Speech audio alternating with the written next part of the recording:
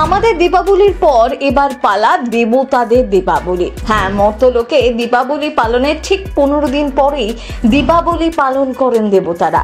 প্রতি বছর কার্তিক পূর্ণিমা তিথিতে পালিত হয় দেব দীপাবলি। এই বছর কবে পড়েছে সেই শুভ দিন? দেব দীপাবলিতে মন থেকে কিছু চাইলে পূরণ হবেই। এই বিশেষ টোটকায় জীবন বদলে যাবে। এদিন সন্ধ্যাবেলায় করুন এই বিশেষ কাজ। দেবতাদের দীপাবলিতে কোন নিয়ম মানবেন? কার্তিক অমাবস্যায় দীপাবলি পালন করি আমরা, আর ঠিক তার 15 দিন পরে কার্তিক পূর্ণিমা তিথিতে দীপাবলির আনন্দে মেতে ওঠেন দেবতারা। হিন্দু ধর্মে এমনটাই বিশ্বাস করা হয়। গোটা কার্তিক মাসটাকেই শুভ বলে মানা হয় সনাতন ধর্মে। এই মাস দামোদর মাস নামেও পরিচিত।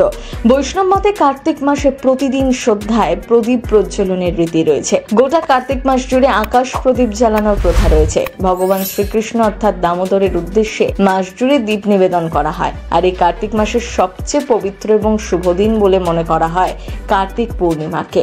প্রচলিত বিশ্বাস অনুসারে দেবলোকে এই দিনেই দীপাবলি পালন করা হয়। মর্তে দীপাবলি পালনের 15 দিন পরে দীপাবলির আলোর রোশনায়ে সেজে ওঠে দেবলোক। এই বছর দেব দীপাবলি পালিত হবে আগামী 5ই নভেম্বর বুধবার। কার্তিক পূর্ণিমা পড়বে 4 নভেম্বর রাত 10:36।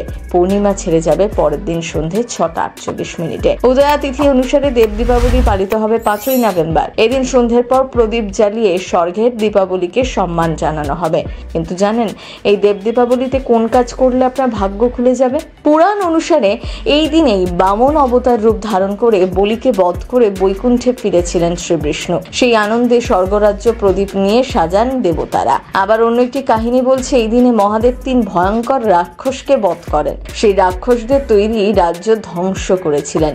সেই কারণে কার্তিক পূর্ণিমা তিথিকে ত্রিপুরারি পূর্ণিমাও বলা হয়ে থাকে। দেব দীপাবলিতে সব বাড়ির বাইরেই অন্তত একটি করে প্রদীপ জ্বালানো উচিত। মন্দিরের বাইরেও প্রদীপ জ্বালানো হয়ে থাকে। এদিন উপবাস রেখে মন দিয়ে কিছু প্রার্থনা করলে মনের ইচ্ছে পূরণ হবে। এছাড়াও এদিন দরিদ্রদের দান করাও শুভ। তাই এদিন সন্ধ্যেবেলা অবশ্যই বাড়ির বাইরে এবং মন্দিরের বাইরে একটি করে ঘিয়ের প্রদীপ অবশ্যই জ্বালান। দেব দীপাবলি আপনি কি দেখেছেন?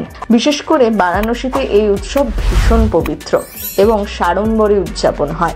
আপনিও কি সাক্ষী থাকতে চান? Lifestyle Bangla bureau.